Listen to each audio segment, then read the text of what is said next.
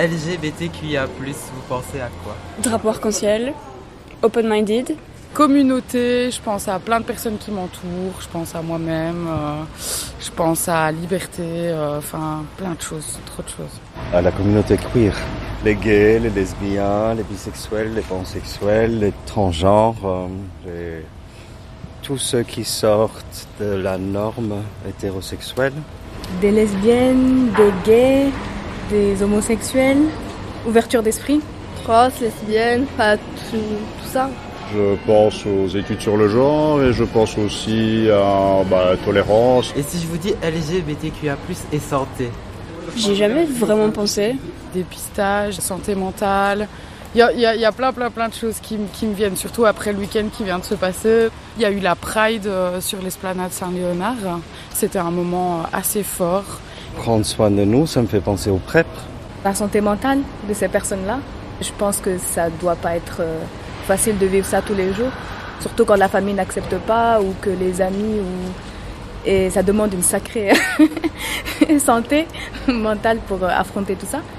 Les transitions, peut-être. Ces personnes qui sont transgenres, par exemple, qui veulent devenir femme à homme, qui commencent leur transition, quoi. Oui, les discriminations en termes de santé, on les voyait déjà quand on parlait des mutilations et des problèmes qu'on pouvait avoir, du geste technique bienveillant envers une femme et au final sans demander le consentement. Je pense à l'épisiotomie. Je suis pas certain que si on me coupait le périnée, je dirais vas-y, fais ce que tu veux. Et alors il y a la stigmatisation des préjugés, effectivement, avec la communauté LGBT. Même si le monde soignant est bienveillant, je pense que parfois avec les préjugés, ou sans faire exprès, on commet des impairs. Quelles sont les difficultés rencontrées par les minorités de genre et sexuelles pour prendre soin de leur santé sexuelle et reproductive? Faire attention à certaines maladies infectieuses, qui se rendent compte qu'avec des partenaires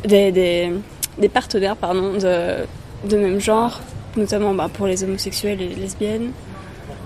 Je vois pas particulièrement pourquoi il y aurait plus de problèmes que pour les personnes hétérosexuelles. Je m'y connais pas trop, donc... Il n'y a peut-être pas assez d'espace ici à Liège pour justement tout ce qui est dépistage, tout ce qui est aide aux personnes trans, LGBT, queer, tout ça. Et que en fait, déjà, ces personnes sont assez invisibilisées. Et il y a toujours beaucoup de haine et de discrimination. Et oui, en fait, je pense qu'il n'y a pas assez de locaux et assez de pubs aussi, des tracts pour montrer aux gens que voilà, il y a des espaces où ils sont les bienvenus et qui peuvent se sentir safe. Peut-être des discriminations, des jugements, lorsqu'ils veulent que prendre soin d'eux-mêmes et de leur santé, peut-être par rapport à leurs différences qui sortent de la norme, ils sont peut-être jugés. Même s'il y a eu beaucoup d'avancées, il y a encore beaucoup de travail à faire. D'en parler, d'assumer, peut-être la culture, par exemple pour ceux qui sont issus de religions, que ce soit chrétienne, musulmane, etc. Ça doit être très compliqué d'en parler, je pense, quand les parents ne sont pas ouverts d'esprit. Des fois les amis aussi. Et puis, ce ne soit pas comme un sujet travaillé dans les hôpitaux. Je ne sais pas s'il y a les outils adéquats vraiment pour aider ces gens-là. Je pense qu'il devrait avoir plus de formation à l'hôpital, s'ouvrir, etc. Voilà, moi je suis infirmière. Pour le moment, on ne nous a pas formés à ce genre de trucs. Donc, personnellement, si un LGBT+ venait me parler, je ne saurais pas comment l'aider. Vraiment. À part l'écouter. Il y a des docteurs qui ne veulent pas forcément faire des trucs, je pense. Et c'est difficile. Et au niveau de la société aussi, d'être accepté. Moi, je dis que chacun fait ce qu'il veut de son corps. Que si quelqu'un veut faire quelque chose, qu'on doit le laisser. Parce que ça sert à rien. On va juste se sentir mal dans sa peau.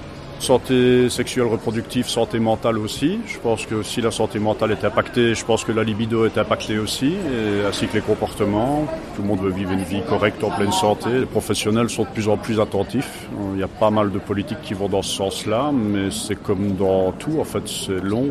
Et un changement de perception et un changement de mentalité, ça se fait parfois sur des décennies. Quelle serait la prochaine avancée importante en matière de droits sexuels ou autres pour ces communautés? Je sais pas si c'est vraiment un droit législatif pour le dire comme ça, mais tout simplement faire comprendre à tout le monde que c'est pas un problème d'être dans la communauté LGBTQIA+, parce que certaines personnes, ça les choque encore. Et pour moi, c'est un des plus gros problèmes qu'on rencontre actuellement, c'est que dans l'entourage proche, des personnes bloquent. Et du coup, ça bloque les personnes LGBTQIA+. Je sais pas si c'est en France ou en Belgique qu'il vient d'y avoir une loi par rapport au fait que les adolescents trans, les jeunes trans, ne peuvent pas entamer de transition avant 25 ans. Je dirais déjà qu'il y ait des changements de loi par rapport à tout ça pour que, encore une fois, qu'il y ait moins de discrimination, que ces personnes soient plus aidées, qu'il y ait plus d'inclusion dans la société de manière générale. Aujourd'hui, il y a les non-binaires, les pansexuels, les chics, les tchaks, c'est trop de boîtes. Et moi, je pense qu'on doit tous se mélanger, hétérosexuels inclus, et arrêter avec ces catégories qui font tout qu'on fait de nous séparer, plus quand le but c'est de se rassembler. Moi, c'est l'histoire de ma vie, je suis métisse et gay, donc je suis un mélange moi-même et je lutterai toujours pour ça. Notre milieu, le milieu queer, peut être très jugeant en fait.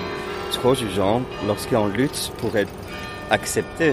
Donc nous, on doit être un peu plus d'empathie en fait.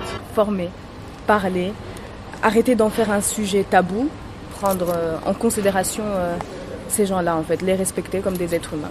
Certains pays prennent à mon avis des mauvaises voies avec des libertés restrictives. Les pays qui s'attaquent au droit de l'avortement sont généralement pas très tolérants vers la communauté LGBT. Donc je pense que s'il y avait un geste fort au niveau politique, avec toutes les élections qu'on va se taper cette année, c'est peut-être de poser quelques actes qui condamnent en fait. On a peur de l'homosexualité. Est-ce qu'il faut aller voir ça dans l'historique culturel ou culturel ou on stigmatise aussi parfois la sodomie. Moi je suis hétéro, excusez-moi mais la sodomie n'appartient pas qu'aux homosexuels, et merde.